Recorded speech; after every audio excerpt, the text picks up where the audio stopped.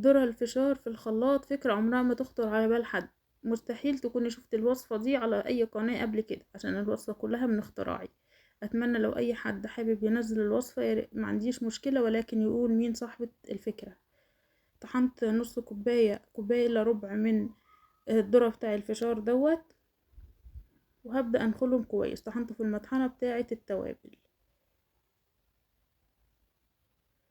هاخد منهم 3 معالق كبار من بتوع الاكل، وهجيب بولة ناشفة واحطهم فيها.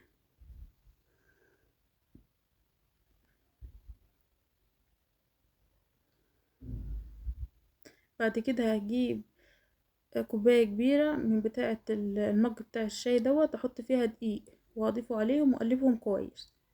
هجيب نص معلقة من الملح، معلقة صغيرة، مش المعلقة اللي هستخدمها هنا بتاعة الشاي، مش بتاعة الطعام، اللي هستخدمها للبهارات. هضيف عليهم نص معلقة صغيرة من البيكنج باودر، هقلبهم كويس واضيف عليهم بهارات هتكون عبارة عن معلقة صغيرة من البابريكا، توم بودرة، بصل بودرة، وزي ما قلت معلقة من معلقة الشاي. وما ننساش طبعا معلقة من الكركم عشان مهمة اوي. البهارات كلها مش هينفع نستغنى عن حاجة منها عشان اساسي في الوصفة معانا. هقلب بقى المكونات الجافة مع بعضهم، وبعدين هجيب كوباية من المية، هستعمل نصها فقط واقل من نص كمان.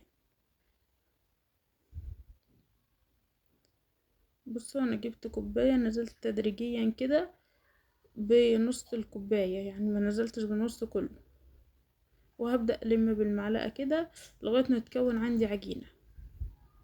لو احتجت مية بضيف بالمعلقة بعد كده.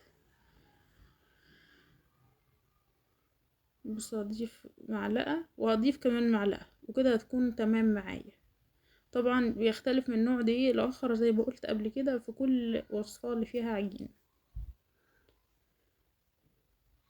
هزود كمان معلقة وبس. على كده هبدأ بقى اعجنها بايديا عجنة حلوة، يا دوب بس الم العجين والمكونات. بقت بالشكل ده عجينة طرية بس ما بتلزقش في ايدي. هحط بقى شوية دقيق على الرخامة وابدأ ان انا افردها. عايزاها تكون رفيعة مش تخينة.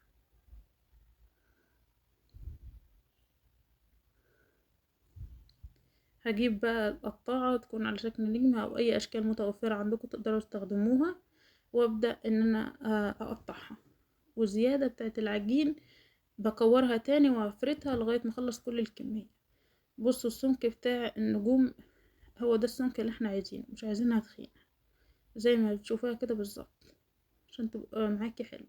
لو تخنتيها مش هتديكي نتيجة حلوة. بصوا تاني واحدة بكور العجينة وبفردها وبقطعها بنفس الشكل اللي عملت بيه الاولاني، عشان محدش يقول ان احنا نرمي العجين ده، لا احنا هنعمله كله بالطريقة دي. زيت بقى سخن على النار، هبدأ اضيفه فيه، يحمروا من الجنب ده ومن الجنب ده وبطلعها، وهكذا لغاية ما اخلص كل الكمية. على فكرة هتعجبكم قوي، احلى من الشيبسي سناكس للاطفال. وعلى فكرة انتوا كمان يعني الكبار هيحبوه جدا، جميلة احسن يعني من الحاجات اللي احنا بنشتريها في الاكياس دي.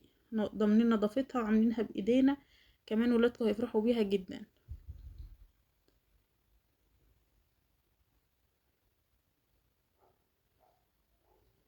بص انا شغالة دلوقتي وهما بألف هنا يا رب بياخدوا، وهي لسه انا ولا صورت ولا خلصت وهم عمالين شغالين فيها. عجبتهم جدا. متأكدة كمان انها تعجب ولادكم وان شاء الله تعجبكم. جربوها وهستناكم تقولوا رأيكم فيها بإذن الله.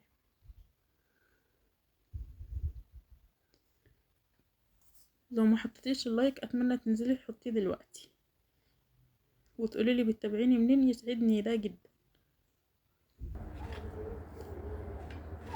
بصوا طلعتها بقى من النار وهسيبكم دلوقتي تسمعوا صوت القرمشة بتاعتها وانا يعني في الطبق كده. انا كده خلصت فيديو النهاردة. لو عجبكم الفيديو كالعادة لايك وشير. اشوفكم على خير، مع السلامة.